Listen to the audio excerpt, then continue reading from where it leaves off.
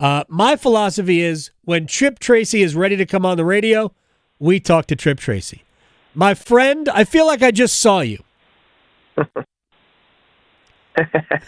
You sure did, and Yeah. AG, my dear friend. The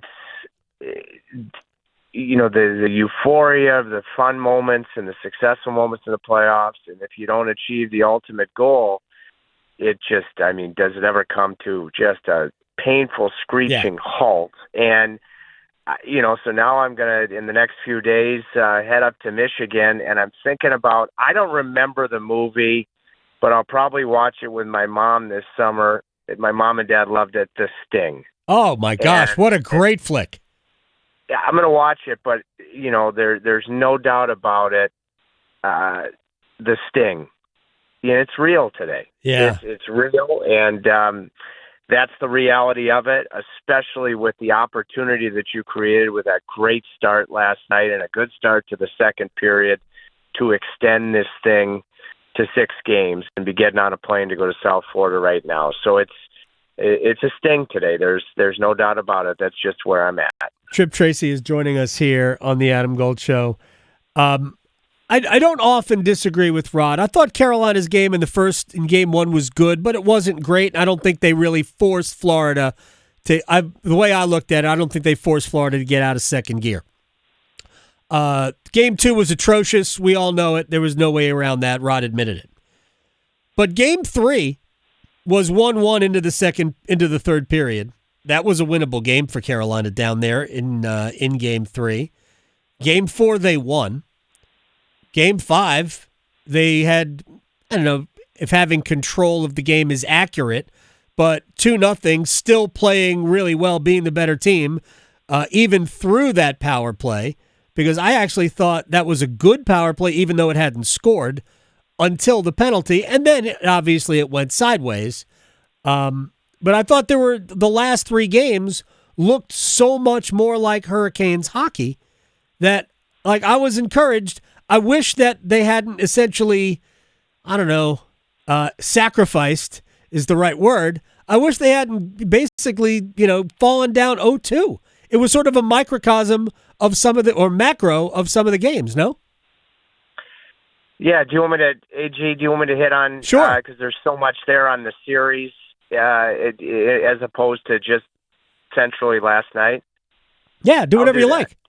Yeah, so, you and I spoke before the beginning of the series, and listen, whether you've got a bunch of different players or not, it's the privilege that you and I have had to be here even long before the last conference final win, Game 7 against Buffalo with brind'amour's winner in 2006. Everybody knew going in, that you had lost 12 consecutive Eastern Conference final games. All right.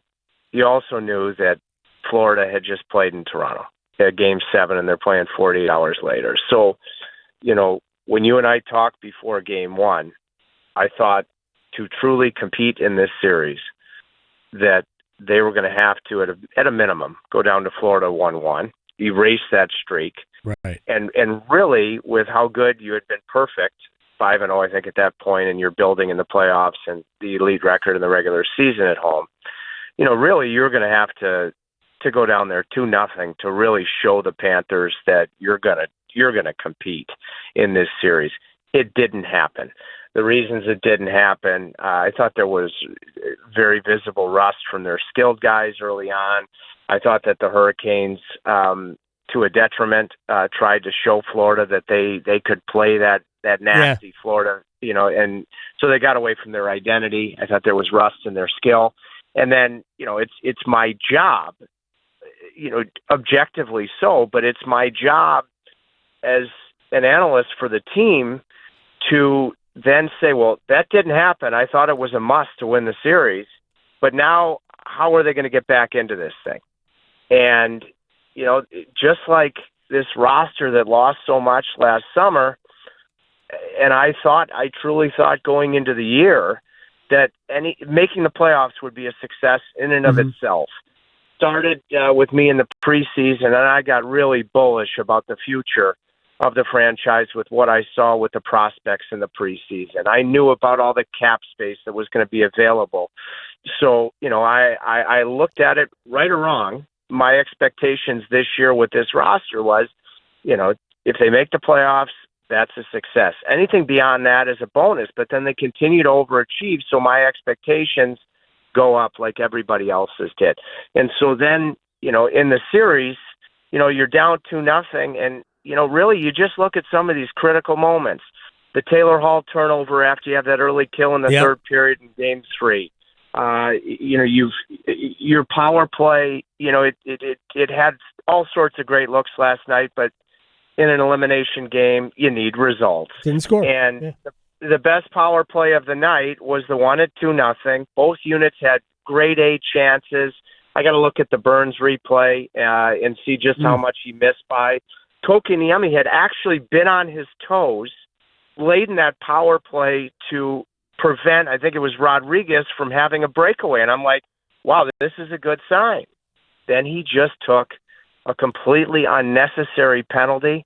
However you feel about the call, I thought it was a penalty. And you just can't do that against a team that, even though they had lost Louis Sarainen, they're just waiting for a moment. They're not going to panic. And then you have the opportunity to get the puck out. Martinuk, who played through, I bet, a ton here in these playoffs, couldn't settle it.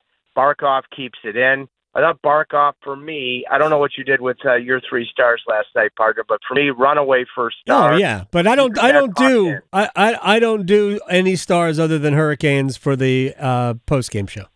But in the game, Barkov makes the play there, and we know the play made on the winner, and it's just so frustrating to me because it took a complete effort in Game 4, and that's what it was going to take to do something legendary, to get it to Florida, and you would have needed to be even more perfect. You and I talked about it. Isn't the word, because you're never going to have, but smart. And they just, yes, Barry, it just wasn't a smart decision in that moment, because even though your power play hadn't delivered a dagger to make it 3-0, you gave Florida life. Yep. And it's that simple. And it's these moments, I look back to Game 1. You and I talked about it, recently. Aho gets that goal off his skate to make it 2-1 late in the first period. Your second periods at home had been dominant in the playoffs, dominant in the regular season. Look at what Florida did in the 3 second periods in the games in Raleigh this year. Yeah, there's no doubt. I mean, I talk all the time about all sports. All sports comes down to there are moments in games that if you grasp them and you make the most of them, it can turn the game. I'll go back to Game 1, that 2-on-1 that Aho and Jarvis had, where Aho never looked to shoot, was always going to pass, and Nico Mikkola defended it well, and the pass never gets through to Jarvis. If Aho keeps it and scores, Carolina goes up 1-0 2 minutes into the game, how different is the rest of the game? Yep. We have no idea. To me, there were 3 moments in that game, and now I don't remember it. I have to go back and look at my notes. There were 3 moments in that game, and that was the first one that, to me, helped decide the game. There were several moments that really did it, but that was the first one, and Carolina didn't grab that moment. As you like to say, the moment grabbed them. Yeah. So, look, I don't want to blame everything on Jesperi Kotkaniemi, but it was the impetus for that 4.5-minute stretch where Florida went from 2-0 down to 3-2 ahead. Overall, but first of all, I thought if he wasn't absent for Game 4, I thought Nico Mikkola might have been the best player in the whole series. I talked to him. I went down to their locker room last night. I wanted Carolina to win more than anything on planet Earth, AG. But I got a lot of great friends on that side, and I'm feeling the sting in all caps today. But I went down, spent some time with Paul Maurice and Tuomo Ruutu, Bill Zito, who I know very well, and then Alexander Barkov is one of my closest friends in the world, and so I saw Mikkola, and I spoke to him, just about how much they were missing when he was out of the lineup in Game 4 and the impact that he made coming back in. I mean, special player.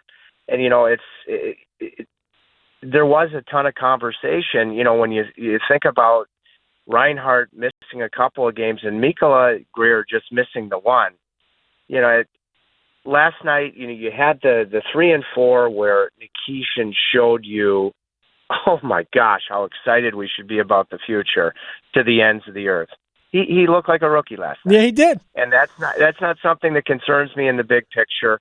And I'm always solutions based, but when you look at the depth that Florida has, not playing the entire series with Chatfield and Walker for the tail end of it, that just makes that hill so much steeper. And when I try to make myself feel better today, Adam, I say to myself, because we haven't heard specifically yet, but I don't think it's my assumption that neither Chatfield or Walker were going to be available in the rest of this thing. That's my gut feeling. So it at least makes me feel better that without those two guys, that were you going to win 2 more games? Who knows? But Mikola, you could argue, Slavin, did he ever come on in games 4 and 5? But Mikola certainly, at the very least, was as good of a defenseman at both ends of the rink as there was for either team in this series. Yeah, I mean, he and Barkov, to me, were the 2 best players in Florida uniforms. And they had a lot of really good players, including Sergei Bobrovsky, who, again, there weren't that many spectacular saves. For me, the best save he made was the one on Stankoven in Game 4, and ultimately Florida lost the game. Right, that was the save on Stankoven, and I think Nolan scored later on. I might have gotten my games mixed up. Tripp Tracy is joining us here on the Adam Gold Show. Just real quick, and if you're not ready or in the mood, I get it. If you had to say Carolina needs to add this and this, what are this and this? Well, 2 center for sure. And I walked Frank, my dog, a little bit ago, and I caught some of this conversation. Seth Jarvis is not a center. Yeah. And, listen, I welcome every opinion on planet Earth. The reason I say that is because I still think he's arguably, at this point, with the current roster, the most natural finisher that you've got.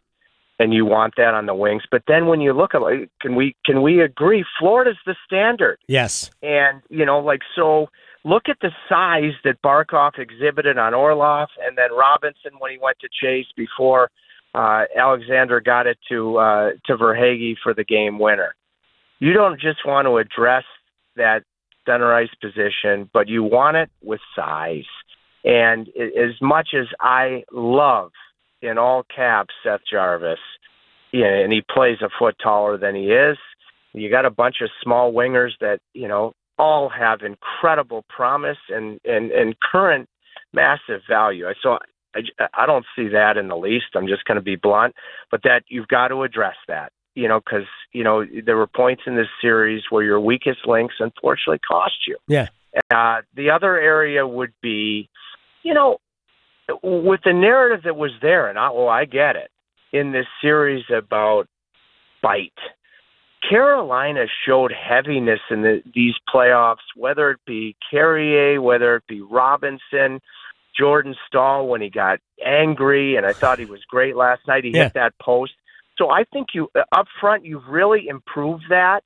Now what you've got to address, and I think it's on the back end, and I think Nikishin's going to bring it as he gets more comfortable. But whether it be on the back end or up front, you don't just need bite and heaviness, you need mean. Yep. So that's the 2 things for me, is that 2 center and finding a way to get more mean. I think hearing Rod say it, whether it was, I think it might have been after Game 3, you heard him say it in the post game that we'll address those things down the road, those types of elements. Yeah, it's still hockey is not they're not friendlies.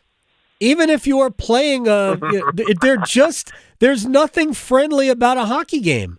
Especially in the playoffs, every post whistle, there are confrontations. And while you don't want to do something that puts you in the penalty box, and that happened last night, I thought that was an unfortunate call on Nikishin to send him to the box. Although Carolina's penalty kill looked great in the first period, they had some practice. Were they 2 for 2 in the first period? I think they were 2 for 2 in the first period, and they came pretty rapid fire. But that first one, I didn't like that call on Nikishin. Neither did I. Either way, they need to have some, whether it's sandpaper, abrasion, however you want to see it, but meanness is the right way. And they also I think Carolina at times in this series, and I think certainly in the first 2 or 3 games, at times looked intimidated to me by Florida. They overcame it because I thought they really played the last 3 games. I really don't have any argument. Third period of game 3 notwithstanding, I really don't have any problem with the way they played essentially 8 of the last 9 periods. And that goes for the second period last night too, which I thought there were really good moments in that period. Just 4:36 really doomed them. AG, to your point, I'm going to tell you a story, and I regret this. You regret that you're telling me? Or no, I'm committed to it now. So a few years ago, it was 2 years ago, and before the playoffs started, and my history with Barkov is, we became really good friends years ago, and then when I missed the game in New York before his first press conference, entering the playoffs, he put on a dig. I was missing the playoffs. Right. He put on a digging in hat in support. So anyways, there came a point where they just didn't have a solution for the Tampa Bay Lightning. Right. They just kept getting beat. And I said to him, Barkey, you're the nicest guy on planet Earth. You should be a Hart Trophy candidate, aside from a Selke candidate, the way you play on a yearly basis. But you got to get mean. Just a little bit of that in your game, because those guys, Kucherov and company on that Tampa side, they're willing to do whatever it takes if you stand between them and advancing to the next round. And I regret that I said that to him, because he's added just enough of that. That's my regret. But that's what the Hurricanes need to add.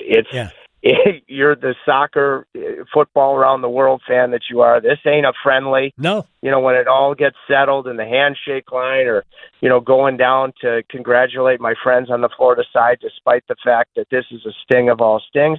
That's the grace portion of the tour. But within the context, you bet. You gotta be willing to do whatever it takes, individually and in a group, if they're standing between you and the ultimate goal. Tripp Tracy, to you and Frank and your mom, have a great summer. I'll reach out. We'll chat over the course of the summer as events warrant. I might just reach out because, but I thank you for the entire season. It's been great. We probably had way more than 100 conversations. It's not even 100. Doesn't even touch it.